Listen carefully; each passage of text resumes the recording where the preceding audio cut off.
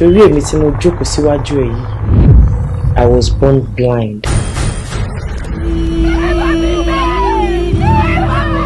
Ọjọ́ kan ní iyì ọdẹ afífìlà pín tó bá di ọjọ́ kejì, olóògùn làwọn èèyàn máa pè.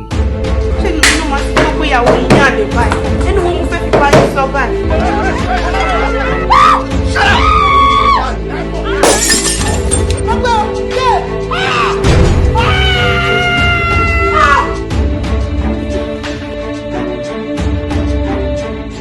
Ibo lẹ ń tà sí.